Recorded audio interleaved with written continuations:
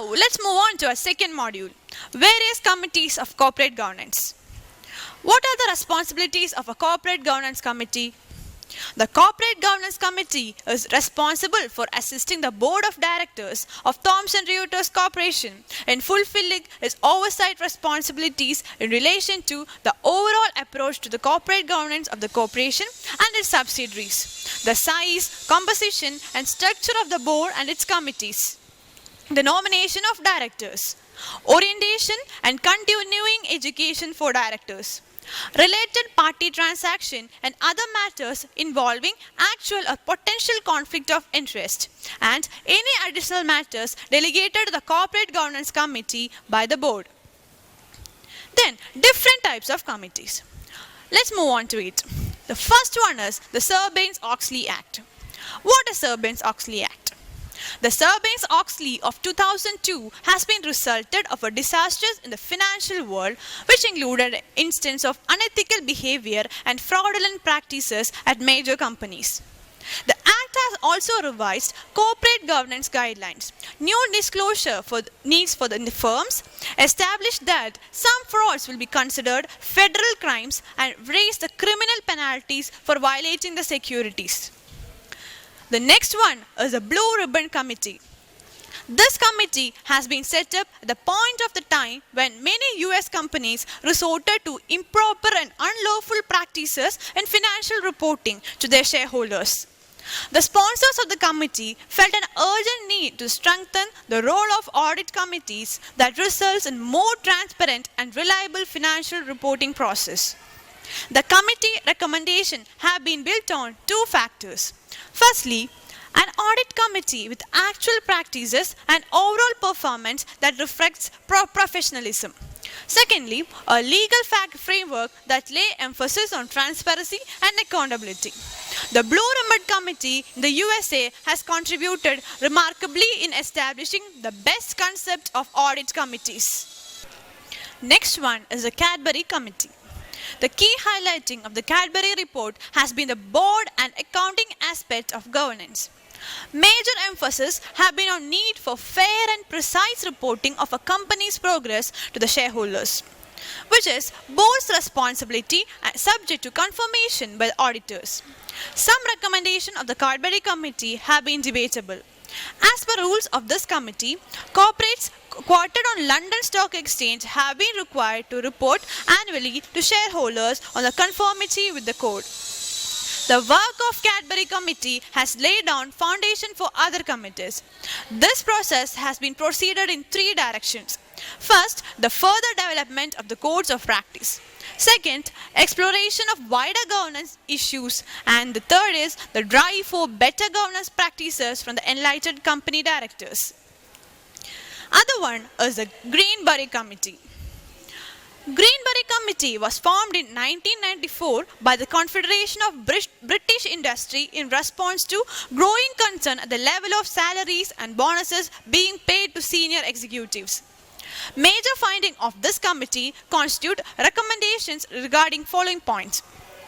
First one, remuneration committees made up of non-executive directors and should also determine compensation packages for whole team of directors. Full disclosure and shareholders' approval for each executive compensation package. Performance-based remuneration. Compensation package set at a level that is necessary to attract, retain and motivate the top talented without being excessive. These things, code of conduct, have been voluntary in the hope that self-regulation would be sufficient to correct things. The next committee is the Kumaramangalambilla Committee. In early 1999, Securities and Exchange Board of India set up a committee under Sri Kumaramangalambilla to encourage and raise the standard of governance in the organization. The report submitted by the committee have been the first formal and comprehensive attempt to evolve a code of corporate governance in accordance to prevailing condition of governance in Indian corporates along with the condition of capital markets. The committee's suggestions have to be recommending the suitable amendments to the companies which are listed to improve the standard of corporate governance regarding disclosure of both financial and non-financial data, frequency of financial and non-financial disclosures, responsibility of independent and executive directors. Code of corporate governance compulsory for every organization. Next one is the Naresh Chandra Committee. Naresh Chandra Committee has been established on 21st August 2002. The Department of Company Affairs under the Ministry of Finance and Company Affairs appointed this committee to examine various aspects of corporate governance. This committee has been framed to analyze and recommend changes in diverse fields such as the relationship between statutory auditor and the company, alteration and revision of statutory audit firms or partners, autonomy of auditing functions, measures ensuring management and companies' fairness and transparency in financial affairs of companies, randomized security of auditing accounts. Next one is the Narayana Murthy Committee. There have been several corporate governance structures introduced, but there is no particular structure which can be chosen as being better than the others. This committee's recommendations are specifically designed for the Indian organizations. Corporate governance extends beyond corporate law. Its elementary objective is not mere fulfillment of the requirements of law, rather it works for ensuring commitment of the boards in managing the company in a transparent manner for maximizing long-term shareholder value.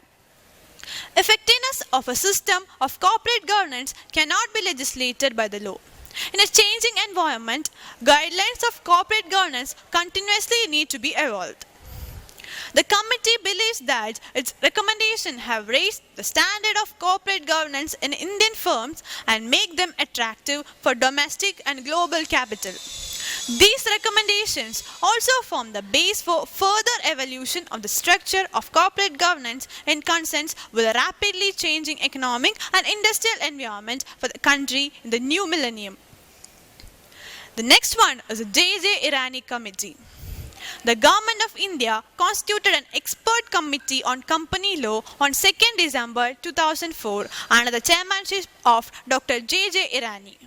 The effort has been made to make India globally competitive for attracting foreign exchange by suggesting systems in the Indian corporate environment which are transparent, simple and globally acceptable.